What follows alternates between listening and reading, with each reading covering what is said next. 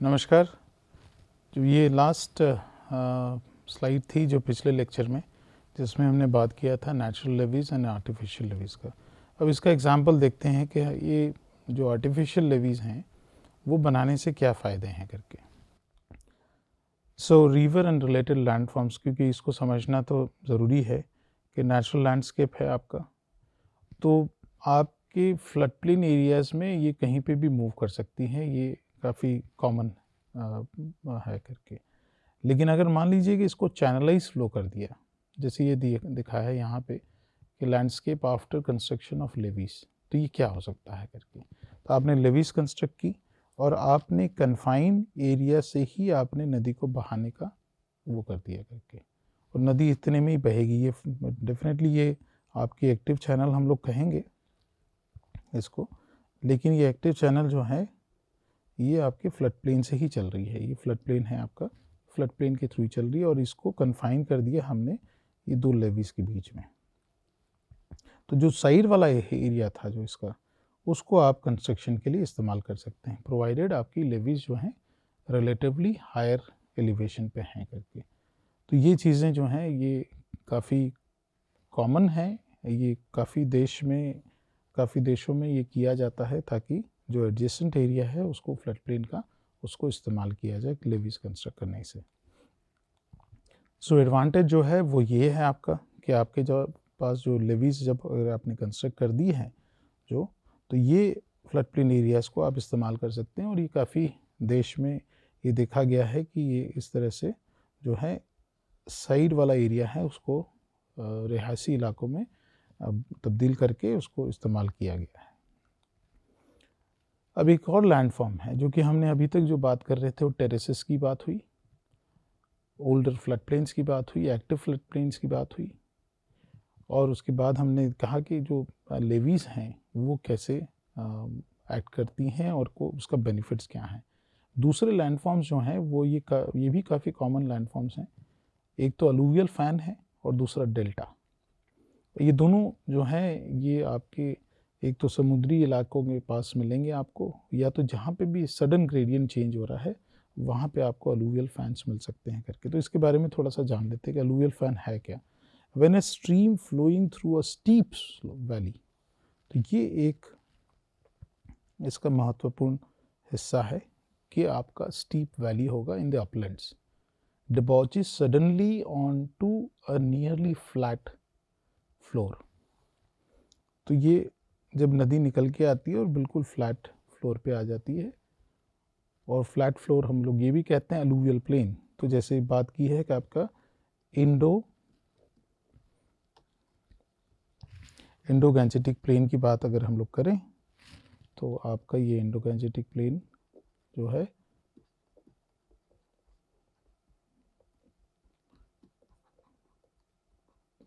ये आपका alluvial plane है। तो ये बात की गई है कि आपका मान लीजिए कि हिली टेरेन है और ये आके आपका बिल्कुल फ्लैट एरिया पे आपका आ रहा है, तो यहाँ पे आपका स्टीप ग्रेडियंट है और यहाँ पे आपका शैलो हो रहा है।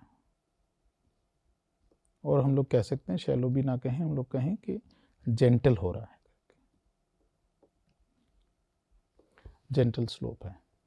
तो स्लोप चेंज की वजह से ये यहाँ पे नदी जो है आपका ये अलूवियल फैन बनाएगी करके।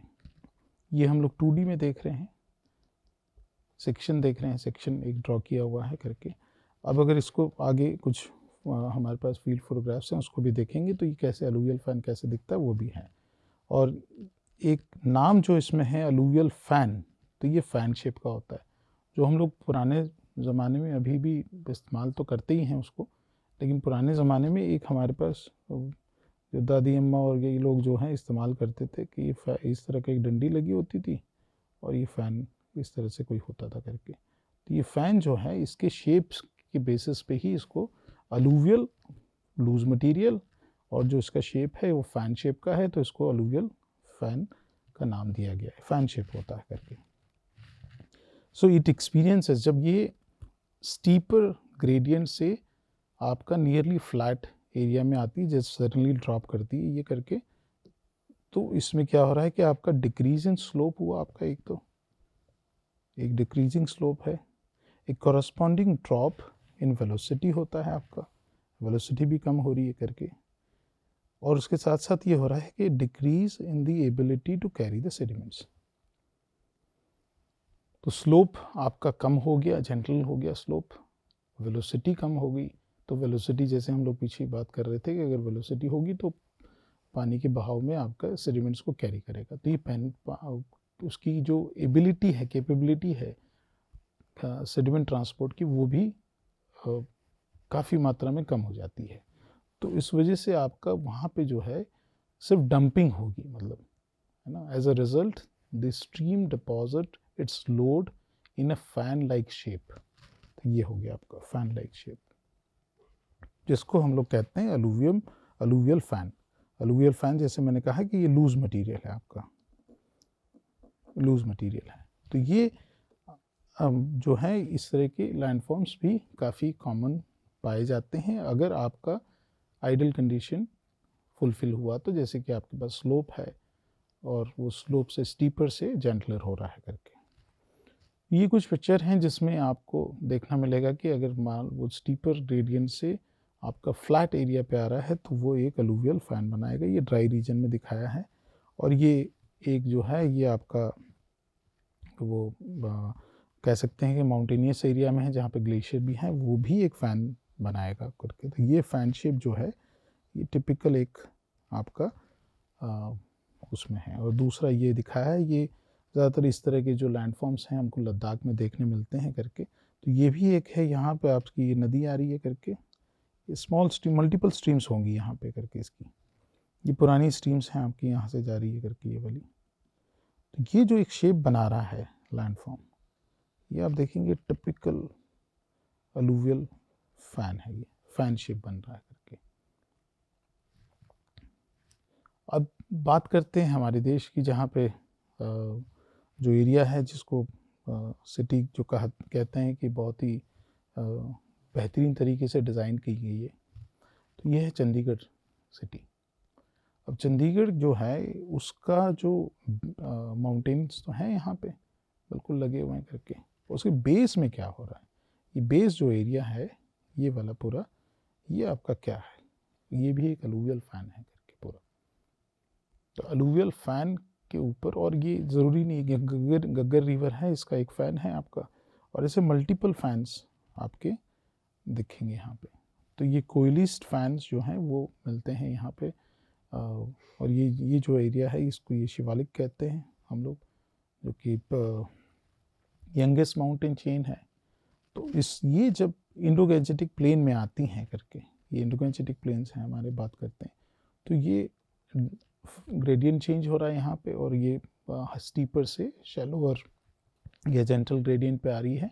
तो यहाँ पे पूरा आपका ये फैन दिखता है करके। अब बात करें कि इसमें हैज़ार्ड क्या है करके, बहुत ही मतलब हम सिंपल तरीके से अगर इसको समझने की कोशिश करें तो जो आपका क्लोज एरिया है जिसको हम लोग कहते हैं कि proximal part of the fan, proximal part of the fan जो है वो हाई हैज़ार्ड में रहेगा आपका। जो मिडल पार्ट है इसका फैन का वो आपका मॉडरेट हैज़ार्ड, और जैसे जैसे दूर जाओगे प्रॉक्सिमल पार्ट से आप इधर आएंगे तो ये आपका जो है ये लो हैज़ार्ड होगा।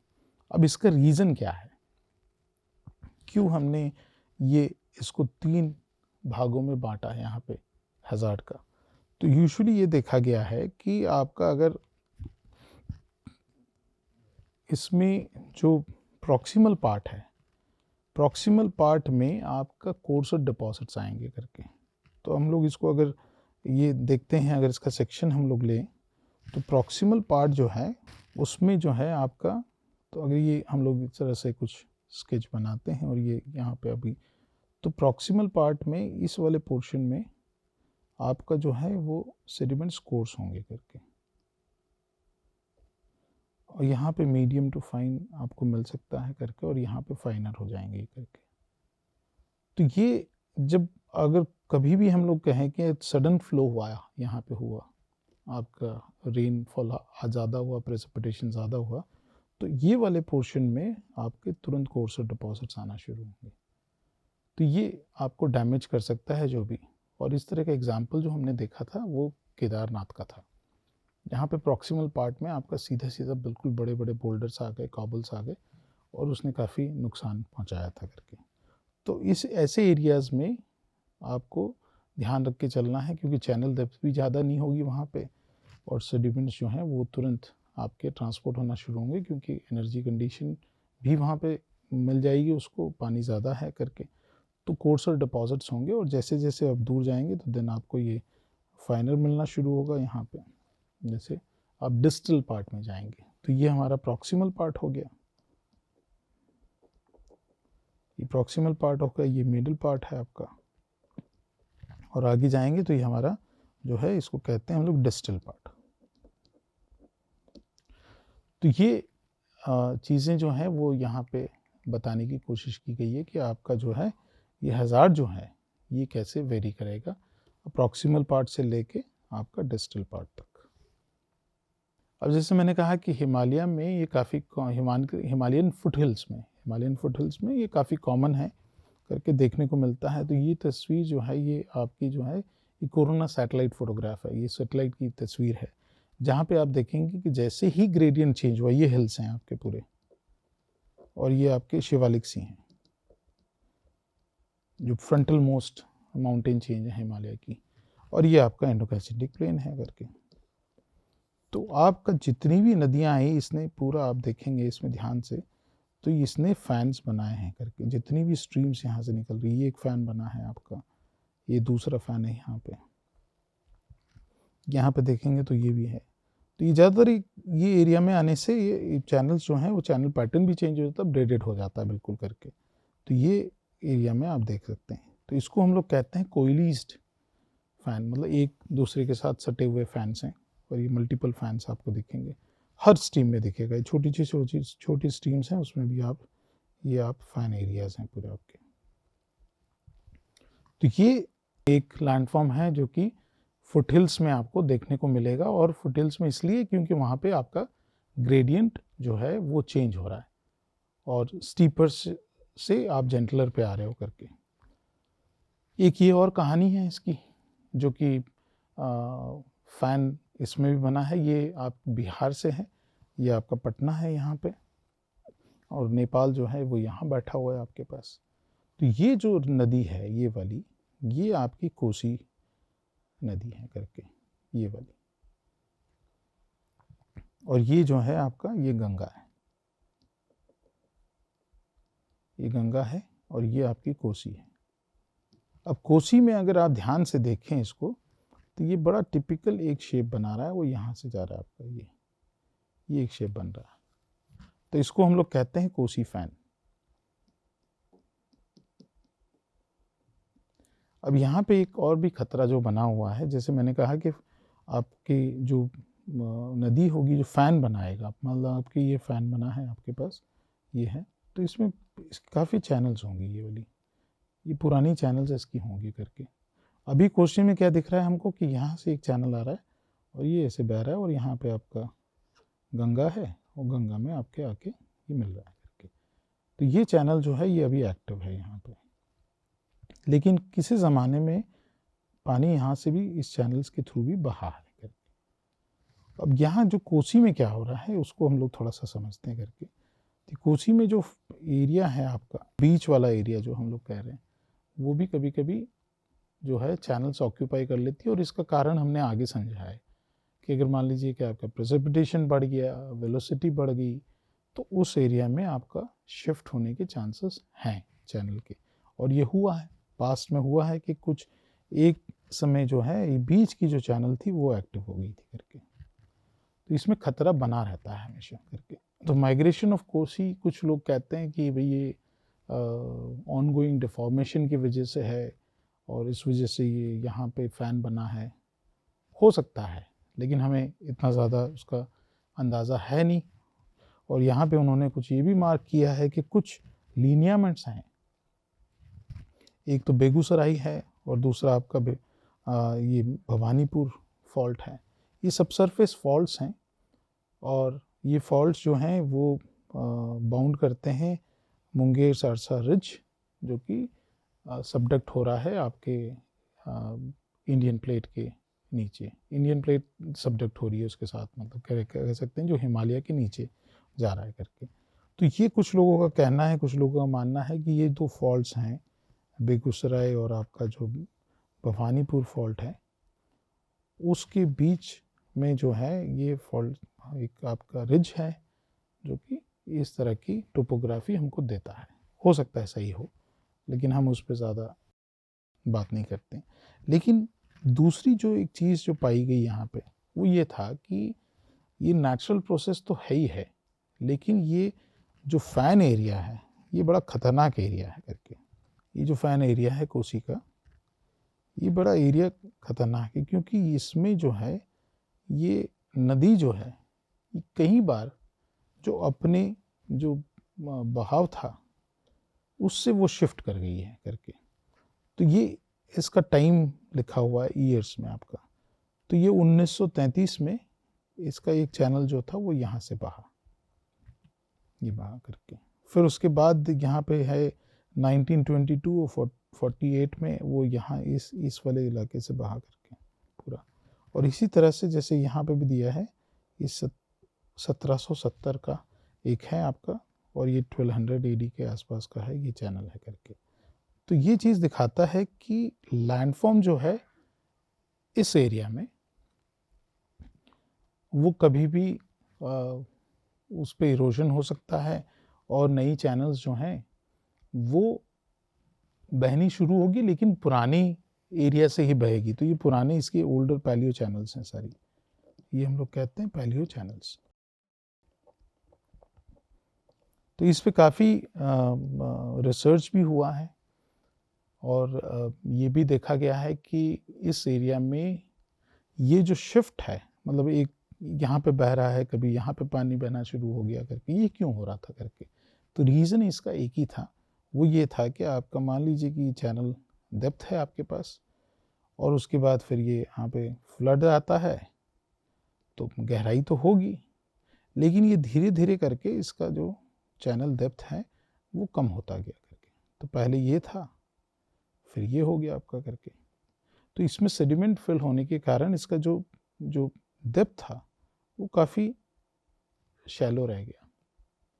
सो ये डेप्थ चेंज होने की वजह से आपका जो है ये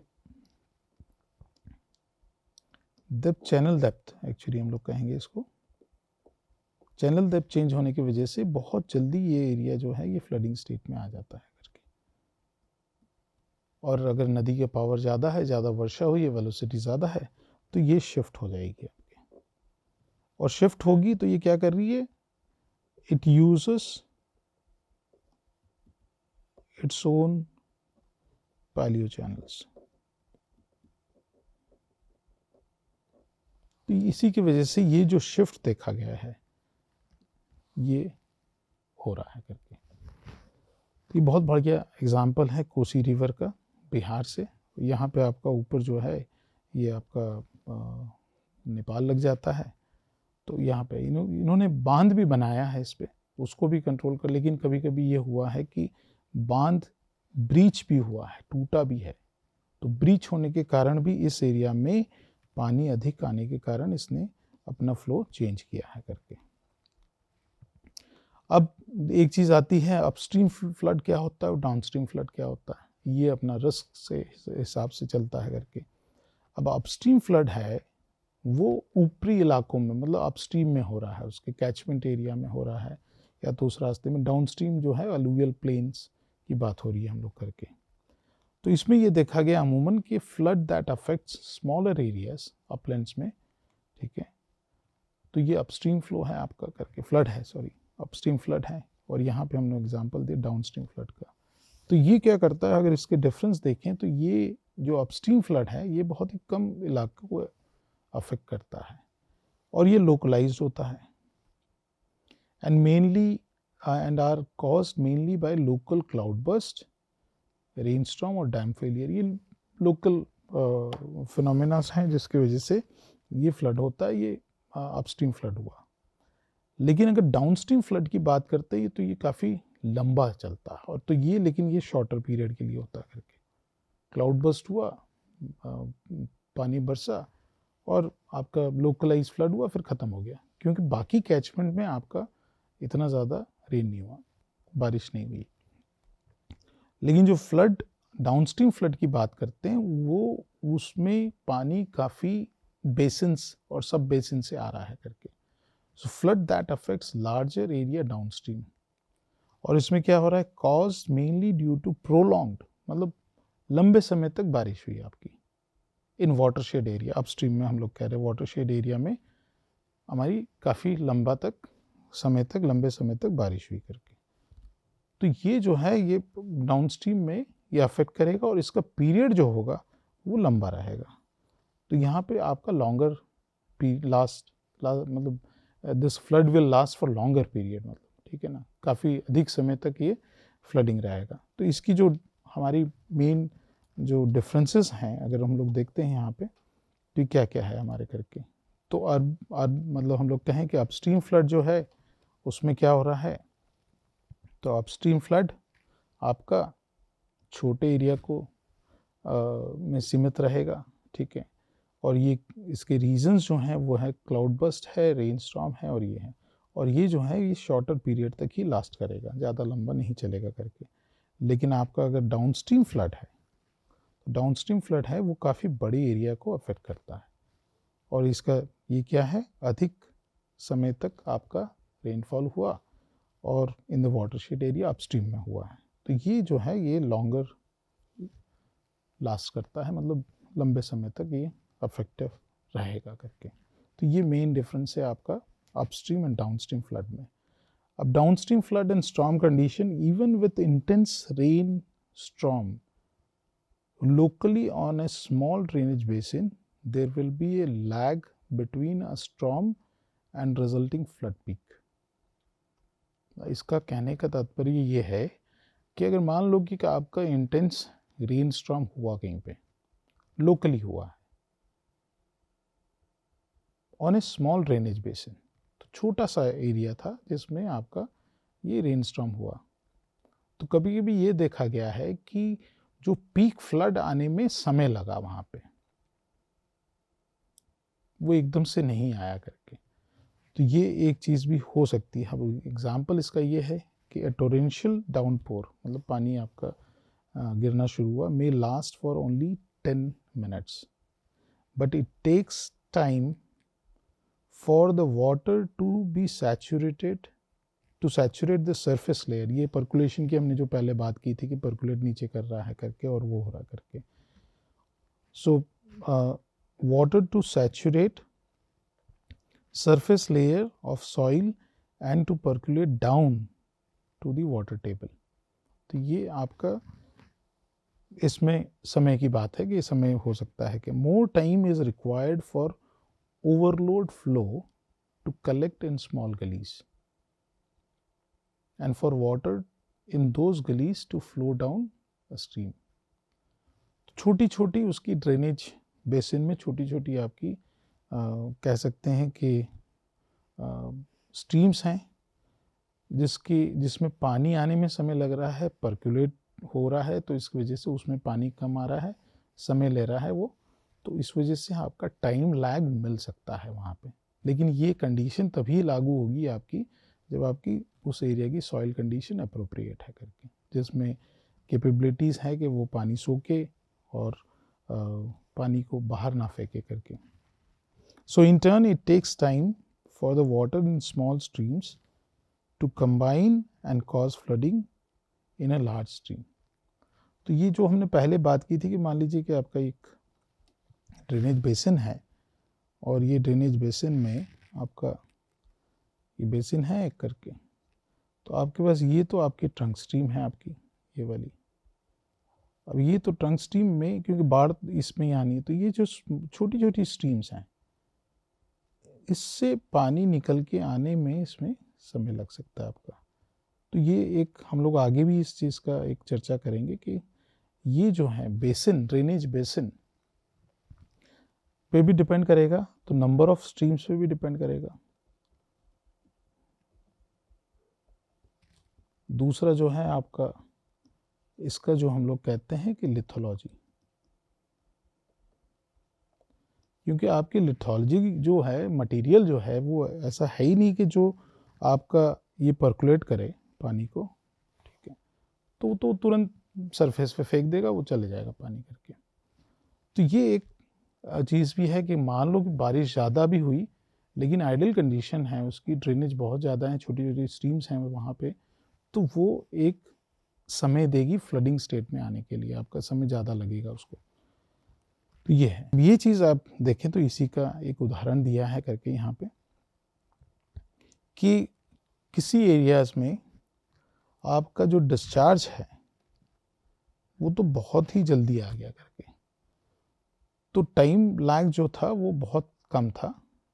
लेकिन कुछ एरियाज़ में जैसे यहाँ पे दिया है कि ये जो एरिया था, एरिया ए, इसमें बारिश हुई आपकी, लेकिन बी और सी में बारिश है नहीं आपकी।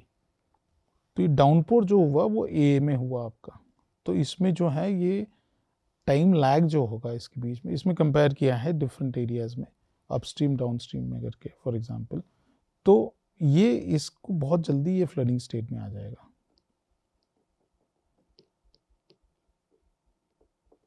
लेकिन बी एंड सी में समय लगेगा करके, तो ये चीज़ इसमें बताई गई कि आपके बी में जो है डिस्चार्ज जो है उसके लिए समय लगेगा और सी में और समय जाएगा इसमें करके।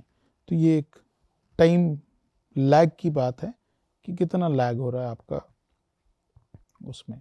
तो इसमें जो बी एंड सी एरिया इसमें ज़्यादा हो रहा करके। अब ड्रेनेज बेसिन इवोल्यूशन और मॉर्फोमेट्रिक ड्रेनेज पैटर्न, ये एक नया टॉपिक है और ये टॉपिक डेफिनेटली उसको भी गवर्न करता है आपका कि बेसिन इवोल्यूशन कैसे हो रहा है, उसका अफेक्ट जो है ड्रेनेज पैटर्न, और उसके साथ साथ आपका जो डिस्चार्ज है उस पर कैसे फ़र्क पड़ रहा है। तो उस पर हम लोग डिटेल में नेक्स्ट लेक्चर में चर्चा करेंगे। तब तक के लिए नमस्कार, थैंक यू सो मच।